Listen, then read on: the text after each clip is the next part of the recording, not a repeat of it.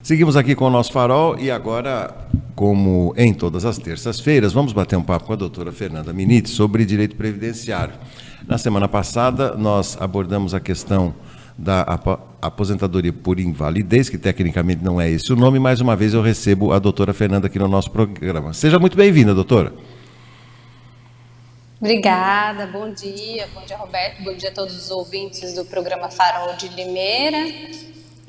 E mais uma terça-feira para conversarmos sobre direito previdenciário, INSS, aposentadoria por invalidez, benefício por incapacidade. Hoje o tema trazido foi sobre isso.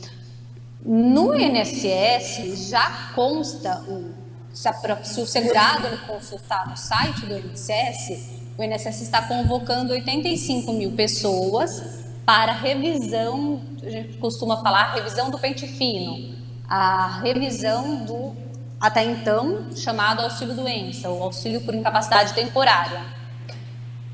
Como a pessoa faz para saber se ela vai ser convocada ou não para a perícia? Se ela for convocada, ela é obrigada a comparecer. O INSS envia carta para as pessoas que ele designou, dentre essas 85 mil pessoas, e, além da carta, a pessoa, se ficar em dúvida se ela vai ser, se o benefício dela, a pessoa que está recebendo o benefício, se ele foi marcado, está dentro dessa revisão do pente fino, ela pode acessar o site do meu INSS, o site do INSS, e lá consta um edital com todos os nomes das pessoas convocadas, tá? Por ordem alfabética, ela pode ali procurar se o nome dela consta ali na lista. Se estiver constando, ela já tem ciência que ela vai ter que passar pela perícia para verificar se vai manter o benefício. Essa última parte cortou um pouquinho, doutora. A senhora pode repetir, por favor? Tá. Para a pessoa saber se ela vai ser convocada, se ela precisa passar por perícia, porque todo benefício por incapacidade, seja auxílio-doença, falar na nomenclatura que as pessoas mais conhecem, ou aposentadoria por invalidez, todo benefício, ele dura enquanto durar a incapacidade laborativa. Então, se o INSS chamar para a perícia, seja aposentadoria por invalidez, seja auxílio-doença, a pessoa tem que comparecer para fazer a perícia. Se faz a perícia novamente, se constatar novamente incapacidade laborativa, aí prorroga o benefício. Tá. Aí, o que eu quis dizer é que agora, normalmente, o INSS costuma, de tempos em tempos, chamar as pessoas para verificarem se está tudo certo, se ele vai continuar pagando, vai continuar concedendo aqueles benefícios que ele vem pagando, ou se vai cortar. E ali já tem uma lista que foram colocadas 85 mil pessoas para fazer essa revisão. A pessoa, para saber se ela está incluída nessa lista, que ela é obrigada a participar, a realizar a perícia, sob pena de ficar sem o benefício, se não for feita a perícia, tem no próprio site do INSS. A pessoa pode entrar no site e consultar. Ali tem um edital que tem um nome por ordem alfabética, A, B, C, D, todos os nomes das pessoas convocadas. Então, ela pode procurar se por acaso o nome dela está ali, para ela saber que ela vai ser chamada para perícia. E, claro, o INSS envia a carta na casa da casa da pessoa. Mas aqui eu estou trazendo uma forma da pessoa consultiva para ela verificar preventivamente se ela está nessa lista ou não. Se ela não estiver nessa lista, ela vai continuar com o benefício normal. Quando o INSS chamar, ela tem que fazer uma nova perícia. Perfeito, perfeito. Nós falamos a semana passada, a senhora disse com todas as letras, né, com toda a propriedade e conhecimento também, que às vezes o INSS ele acaba não contemplando como deveria pessoas que estão realmente doentes. No caso dessa convocação a qual a senhora está se referindo, não chega a dar um certo medo não no segurado, dizendo, puxa vida, agora eu vou lá e eles vão tirar e eu continuo doente? Como funciona isso, doutora? Na prática é isso mesmo, eles acabam ficando até desesperados e na maioria das vezes o INSS acaba cortando. Lógico que se a pessoa ainda estiver incapacitada, aí existem outros meios, como por exemplo a ação judicial. Porém, não tem como a pessoa se esquivar, ela não fazer a perícia. Ela precisa fazer a perícia porque, pela legislação, perdura enquanto durar a incapacidade laborativa. Então, por isso que sempre é um benefício que fica de tempo em tempo, passando por perícia. Muitas pessoas, elas falam que elas se cansam de correr atrás disso, do próprio benefício, porque elas se sentem um pouco indignas ou humilhadas pelo sistema de tanto ter que ficar provando que está doente. Mas isso não tem como fugir, é necessário, se passa para obter o benefício.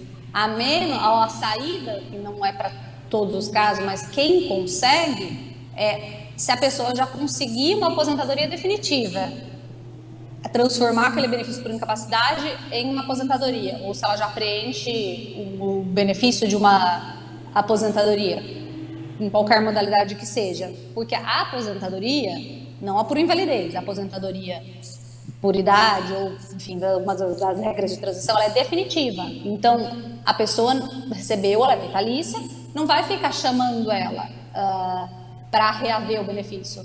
Agora, o benefício por incapacidade tem essa necessidade de estar sempre comprovando, passando por perícia. O que a pessoa, depois de um tempo, fica esgotada, exaurida de ter que ficar provando algo que ela já tem. E isso, a perícia também vale para ações concedidas judicialmente. Mesmo que restabeleça judicial, depois de um tempo, o INSS também pode convocar. Então, o benefício por incapacidade, a pessoa sempre vai receber por um período, vai passar nova perícia, vai recebendo, vai prorrogando. Ele é assim que funciona pela legislação e na prática. Okay. Quando um benefício não é estipulado uma data para ele terminar, normalmente eles estão costumando, pelo menos no fórum, se concede ou estabelece, colocar um prazo de 6 meses. 6 meses. Agora, para a gente encerrar, eu gostaria de uma observação sua agora, não como advogada especialista no assunto, mas como mulher, como uma cidadã. Doutora Fernanda, quer dizer que tem gente que passa a vida inteira, cada vez mais estamos distantes da aposentadoria. Aí o sujeito sofre um acidente e aí tem que ficar comprovando a todo instante que ele está doente. Eu já vi casos de pessoa que não conseguia mover a própria mão e esse benefício foi negado. A senhora deve ter uma observação crítica em relação a esse tipo de tratamento também, não é, doutora?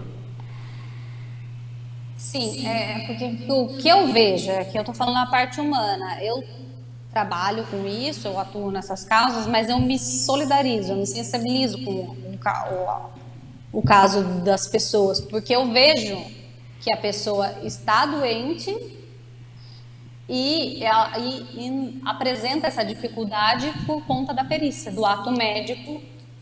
Muitas vezes ele ser falho no INSS. Ou se vai no fórum, também tem um ato médico, mas aí tem mais instrumentos, que pode-se fazer quesitos, perguntas ao perito para tentar dimensionar para que ele responda de tal forma, perguntas específicas. Então tem um pouco mais de concretude, a gente consegue tocar mais no processo, na via judicial, em termos de benefício por incapacidade. Agora, na via administrativa, fica muito a critério do INSS.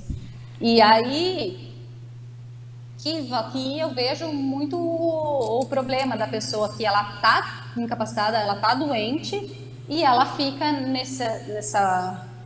nesse limbo, nisso que ela não consegue ver o benefício.